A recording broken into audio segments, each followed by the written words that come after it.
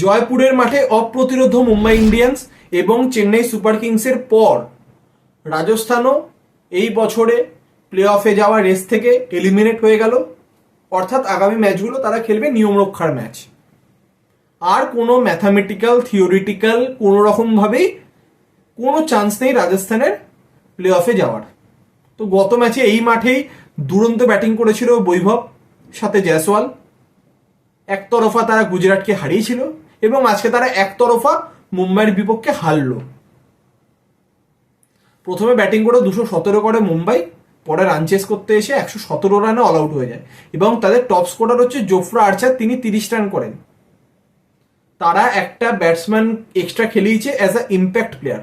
তারপরও কোনো টিমের যদি টপ স্কোরার হয় তাদের একটা ফাস্ট বোলার, তাহলে বুঝেই গেছেন যে তাদের ব্যাটসম্যানদের কি কন্ট্রিবিউশন। তা আবার 218 চেস, অতি অবশ্যই 217 মুম্বাই করেছে অ্যাবাভ পার স্কোর।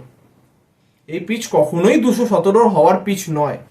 সেখানে বোলাররা বোলিংই করতে পারেনি। 4 জন ব্যাটসম্যান রোহিত শর্মা, রিকেলটন, সূর্যকুমার এবং হার্দিক পান্ডিয়া 4 জন মিলে পিটিয়ে বাটনে বেটে দিয়েছেন কার্যত রাজস্থান বোলারদেরকে। তো শুরুতেই রাজস্থান ক্যাপ্টেন রিয়ান পারাগ টস জিতে বোলিং করার সিদ্ধান্ত নিয়েছিলেন। প্রথমে ব্যাটিং করে 217 করে 2 উইকেট হারিয়ে মুম্বাই। রিকেলটন করে 61, রোহিত শর্মা 53, সূর্যকুমার এবং হার্দিক পান্ডিয়া দুজনেই 48 করে এবং একটি করে উইকেট নেন তিক্সানা এবং রিয়ান পারাগ। আর প্রতিটা বোলার এক্সপেন্সিভ গেছেন। তো সেই রান যখন চেস করতে নেবে রাজস্থান, তো শুরুতেই বৈভব আজকে তিনি কিছুই করতে পারেন না, 0 রানে আউট হয়ে যান দীপক চাহারের বলে। তো তারপর একে একে সব উইকেট পড়তে থাকে। রান যদি দেখি, জয়সওয়াল 13, বৈভব 0, নীতিশ 9, পারাগ 16, ধ্রুব জুরেল 11, হেটম্যার 0, দুবে 15, জোফরা আর্চার 30, তিক্সানা 2, কার্তিকেয়া 2, মাদওয়াল 4 এবং বোলিংয়ে দীপক চার 1টি উইকেট নেন, হার্দিক পান্ডিয়া 1টি উইকেট নেন, 2টি উইকেট নেন বুমরা এবং 3টি করে উইকেট পান ট্রেন্ট বোল্ট এবং করণ শর্মা। তো এখানে দেখুন Karan Sharma as a impact player আসেন রোহিত শর্মার জায়গাতে, তো তিনি তার স্পেলে 3টি উইকেট নিয়ে নেন। কিন্তু উল্টো দিকে আমরা যদি রাজস্থানের স্পিনারদের দেখি, তাদেরও স্পিনার 2টো উইকেট নিয়েছে, কিন্তু তারা যা রান খেয়েছেন, রিয়ান পারাগ 2 ওভারে 12 রান খেয়েছিল, তিক্সানা 4 ওভারে 47। তো তারা যা রান খেয়েছে সেটা তো কখনোই এই পিচের ওপর সঠিক নয়। 217 অবশ্যই অ্যাবাভ পার স্কোর ছিল, সেই জায়গাতে এক্সট্রা ইন্টেন্ট দরকার ছিল।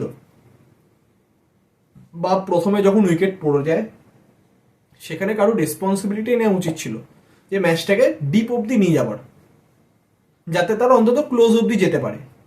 কিন্তু কোনো রেসপন্সিবিলিটি ইন্টেন্ট কোনোটাই দেখা যায়নি, যার ফলে রাজস্থান 100 রানে ম্যাচটা হারলো এবং আইপিএল থেকে ছিটকে গেল এই বছরের মতো।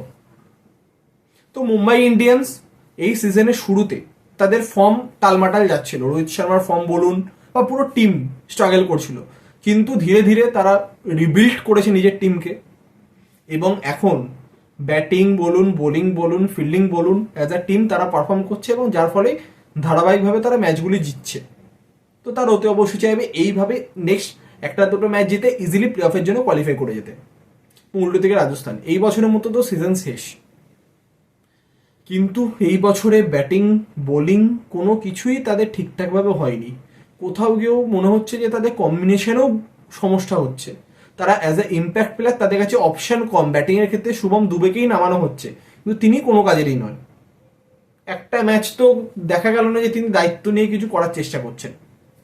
তো সেইখানে বিকল্প ভাবতে হবে, সেই বিকল্প নেক্সট বছর অতি অবশ্যই মেগা অকশন হবে না। তো সেখানে কিছু প্লেয়ার তারা যত চেঞ্জ করতে পারবে এবং তাদের যে জুনিয়র যে সকল প্লেয়ারকে তারা মেগা অকশন থেকে তুলেছেন, তো তাদের মধ্যেই কাউকে সুযোগ দিয়ে নিজেদের কম্বিনেশন গড়ে তুলতে হবে। এবং অতি অবশ্যই এই বছর সঞ্জুর চোট সমস্যাটাও রাজস্থানকে অনেকটাই ভুগিয়েছে। তার ক্যাপ্টেন্সি বলুন বা তার ব্যাটিং, কোনোটারই সার্ভিস সেভাবে রাজস্থান পায়নি।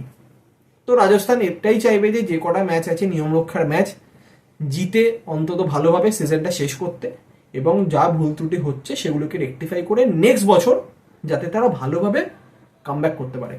তো এই ছিল বেসিক্যালি আজকের ম্যাচের আপডেট।